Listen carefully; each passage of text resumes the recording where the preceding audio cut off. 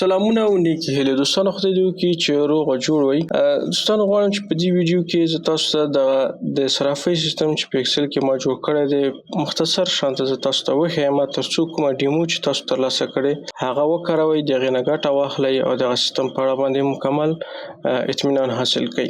لومړی زه غواړم چې د دې صرف درې برخې تاسو ته تشریح کړم. لومړی به زه ډاشبورډ حساب درته تشریح کړم، بیا به معاملات ترسره کړو، بیا به هم یو راپور جوړ کړو. نو لومړی تاسو دلته راشئ چې ډاشبورډ دی چې ډاشبورډ کې تاسو ته هر څه خلاصه ښیي.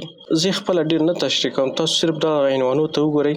لکه دا چې دی د بیلانس خزانه یعنی نغدې پیسې په داخل کې، سرمایه خالص یعنی دا ستاسو خالص سرمایه ده.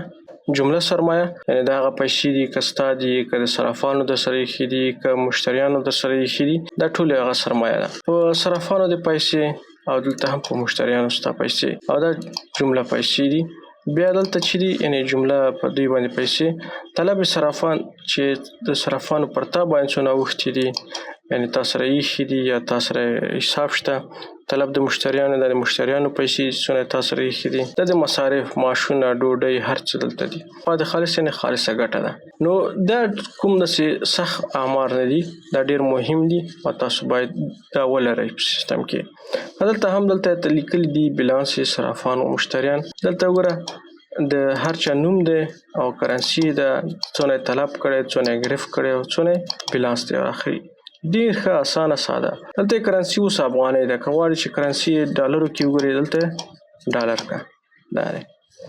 او دغه د فیل نیټه ده، دې نیټې نه تر دې نیټې پورې ته دغه راپور یا دغه کرنسیانې هر څه یا دغه بیلانسونه درته ښیي.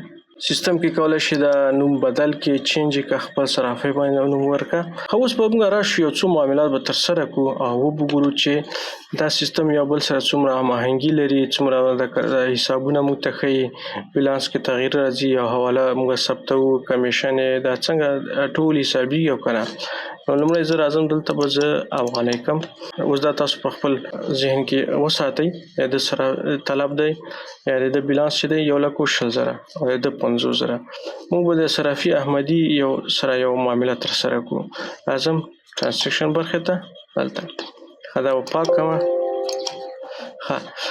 لومړی دا حواله وارده. اینجا حواله جات را ثبت کنید که یک صراف معامله دار بالای شما میخواند. ما یو څه فارسی لیکلی، څه پښتو لیکلی، تاسو هر څوک پې پوه شي.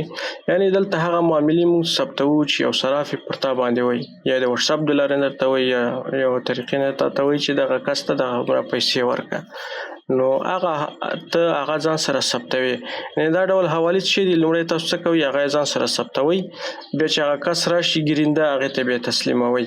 نو موږ به دا حواله اول به ثبت کړو، بیا چې هغه کس راشي بیا به دا څنګه موږ پیدا کوو په اسانۍ سره، هغه به بیرته ورته اجرا کوو او بیل به هم ورکوو. بیل برخه هم دلته شته. نو لومړی دلته راشي زه به حوالې نیټه به ولیکمه، صحیح دی. او دلته به راشم هغه د صراف آی ډي. موږ دومره ډېرې زیاتې آی ډي ګانې ضرورت نشته په ذهن کې وساتو. یو څو معاملات دي چې ثبت کړل په خپله په ذهن کې څه پاتې کېږي. نو اوس دغه د صرافي احمدي فرض مثال د موږ باندې یوه حواله ویلې ده چې 20,000 افغانۍ دي، یو کس دی هغې ته یې ورکړه. دا 20,000 صحیح شو. دا یې هم کرنسي او نرخ فروش او نرخ خرید دې نه تېرېږو ځکه پیسې په افغانیو دي. تبادله مقدار نه هم تېرېږو. دلته ګوره دلته دا خړې خانې دي او دلته دا سپینې دي. دا سپینې خانو کې موږ ته ضرورت دی چې موږ دې کې ډیټا انټري کړو، خپله پکې یو څه ولیکو، لکه دا 20,000 ما انتخاب کړو یا دا کرنسي ما انتخاب کړو. دا خړې چې دي په دې کې فورمولې دي، دا سیستم خپله محاسبه کوي، ضرورت نشته دې کې ته ګوتې ووایي. کرنسي تبادله دا به هم ورته افغانۍ کم، صحیح دی. مفاد حواله دا دې شیانو ته ضرورت نشته ځکه چې مفاد تبادله هم نه لرو، کرنسي مفاد تبادله هم نه لرو، دا یو کرنسي ده. مفاد حواله ته راځم. اوس د دې نه ته څونه کمیشن اخلي؟ دا 100 کرنسي چې د افغانۍ 100 افغانۍ کمیشن ته اخلي. یعنې جمله د دې د حساب نه باید 2 روپۍ کمې شي. 20,000 او 100 افغانۍ. 20,000 حواله، 100 روپۍ کمیشن. نمبر د حوالې لیکم، منبع او فرستنده او ګرینده هم لیکم. نو دا دواړه ما ولیکل. اوس دا درې وړه ما ولیکل. اوس راځم حساب ته. زه اوس دلته چې انتخاب کوم ښه ورته توجه وکړئ. دا حواله چې دا لومړی باید ثبت شي، ځکه چې دا حواله موږ ته راځي دا کس لا تر اوسه نه دی راغلی. لکه دا وټس اپ باندې موږ ته وشوله، موږ وکتله، موږ ځان سره دا دی ثبتوو یې. نو زه راځم دلته لیکم پرداخت نشده. دا ځکه چې لا تر اوسه نه ده پرداخت شوی. دا به زه په همدې حساب کې ثبت کړم. یاداشت کې ورته لیکم، دلته به ولیکم، که نه یې پرېږدم او دلته یې ماته ګوره ټیک مار راکړی دی چې معامله دې ښه صحیح ده، هیڅ مشکل نشته. که چېرته ستونزه وي دلته درته لیکي او بیا دا کار نه کوي، د توپې مخته نه ځي، ځکه تر څو کوم اشتباه درنه ونه شي. سیستم ډېر ښه هوښیار او هوښمند دی. نو زه دا ثبتوم. صحیح دی. اوس دا معامله بیخي پاکه مکله او دا هر څه خالي شول. اوس که زه راشم ډاشبورډ برخې ته، تاسو وګورئ چې صرافي احمدي د طلب 1,20,000 1,000 افغانۍ د ده ګرفت شوی ده. 1,000 حواله وه او 100 افغانۍ هم کمیشن و. نو 9,900 افغانۍ د بیلانس پاتې دی. صحیح شو. وګوره څونه دقیق دی، یو بل سره تړل شوي دي هر څه. اوس که دغه کس راغی او موږ ته حواله موږ نه غواړي که نه، کس نه پوښتنه وکړو د حوالې نمبر چی دی، موږ ته حواله نمبر وایي. فرض مثال اول نمبر حواله وه، دا دی، دا مې ولیکو او دا دی. ماته هر څه بیرته همدغه برخه کې راوستل. دا دی وګوره 1,000 افغانۍ دي، صرافي احمدي ده، حواله نمبر یې، دا ټول هر څه بیرته راغلل. ښه اوس دلته به زه څه شی وکړم چې دا زه اجرا کومه. نو پرداخت نشده نه به تېر شم، را به شم خزانې ته، ځکه دا د خزانې نه ته اوس نغدې روپۍ دغه محمد ته ورکوې. صحیح ده. نو دلته به هم ته طلب په ځای ګرفت لیکې. اوس دلته ګوره سټاپ یې درته لیکلی، طلب یا ګرفت ستونزه ده، ځکه چې ته خزانې نه پیسې نغدې ورکوې، نو ته باید دلته ګرفت ولیکې. صحیح شو. ګوره اوکې شو. نو ډېر ښه سیستم ده، هر څه درته ښایي. اوس یې ثبت کړه.